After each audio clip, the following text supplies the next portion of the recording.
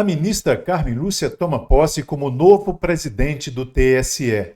Será ela o novo Alexandre de Moraes? A depender do discurso que ela fez, parece que sim. Foram expressões muito raivosas para quem está tomando posse um órgão tão importante. Palavras como discurso de ódio, mentiras, manipulações, tudo isso se ouviu no discurso dela. Era um discurso panfletário. Parecia uma estudante tomando posse no DCE.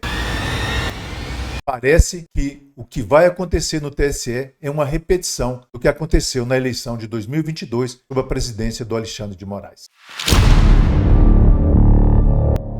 E eu vou te explicar por quê. Se analisarmos o que foi o discurso, tudo indica que deverá ser uma presidência também meio que persecutória, raivosa para os candidatos da direita, diferentemente do que acontece com os candidatos da esquerda. Eu acredito que haverá muito rigor na tentativa de controle das redes sociais, dos modos que aconteceu em 2022 e nós sabemos que nós estamos falando. Desde bloqueio de canais, controle de mídias sociais, punição a candidatos da direita, gente. E o mais preocupante de todos, o órgão de controle interno criado no TSE para monitorar as redes sociais. Realmente é o órgão de checagem do TSE que deverá fazer todo o controle dos conteúdos dos candidatos. É lógico que muitas das vezes é necessário sim um certo rigor em relação à análise de algumas manifestações que podem ocorrer contrárias à lei.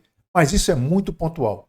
Não de forma tão assoberbada como esse órgão de controle, de checagem, que é meio direcionado por pessoas, que lá dentro tem pessoas, não são máquinas. São as máquinas com as pessoas que vão dar as diretrizes. E as diretrizes podem ter certeza que muitas vezes estarão endereçadas aos candidatos de certa linha política. O que deverá acontecer é que esse órgão de checagem vai agir como se fosse o Ministério da Verdade, nos moldes lá da obra de George Orwell, 1984. Ou seja, vai ter um grande irmão verificando o que não é possível postar e até mesmo aquilo que previamente não será postado. Já aconteceu antes e não tem por que dizer que não vai acontecer agora em 2024. Lembrando, gente, que a Carmen Lúcia é aquela mesma ministra que impediu o documentário da Brasil Paralelo a respeito da facada em Jair Bolsonaro, candidato então da direita, fosse publicado. Ou seja, houve uma censura prévia nesse caso e não duvidem que poderá acontecer novamente.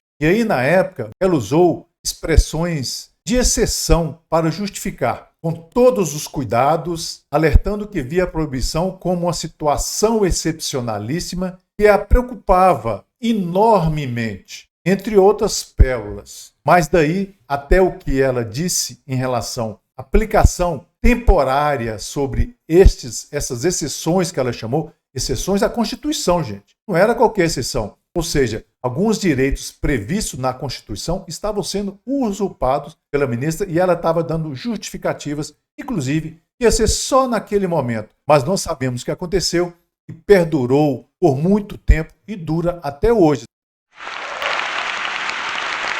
A Carmen Lúcia quer convencer a gente, nesse novo discurso de posse, que a história vai ser diferente. Mas, na verdade, nós sabemos que isso é história para boi dormir. Nada do que ela disse pode ser cravado. Aliás, a mim ficou muito claro que no seu discurso o que vai acontecer é muito rigor na tentativa de controlar as mídias sociais. E controlar é censura, seja ela prévia, imaginativa, seja ela real. É isso que vai acontecer. Mas o que nos interessa realmente é se o TSE irá respeitar a Constituição ou as exceções irão atropelar a nossa lei maior. Resposta a essa pergunta, gente, eu não acredito que será boa, porque nós assistimos ao longo da vice-presidência da Carmen Lúcia no TSE durante as eleições, que ela ratificou todas as decisões ilegais que foram tomadas, principalmente pelo ministro Alexandre de Moraes. E aí, o que aconteceu é que aquela exceção que ela se referiu passou a ser regra, e uma regra absolutamente contrária ao texto constitucional. Até o órgão de checagem jamais poderia existir da forma que foi feita pelo TSE, e se ele existe, ainda é de forma irregular,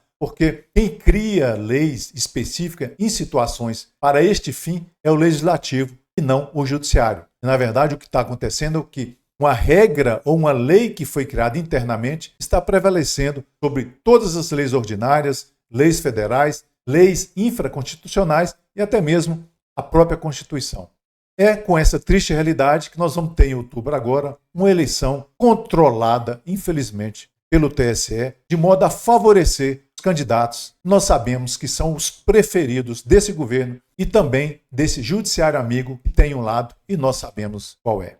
Então é isso aí, gente. Ainda haverá muito tapinha na cara do eleitor, infelizmente.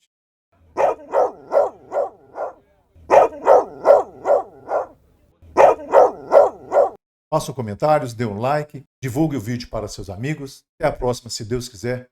Valeu!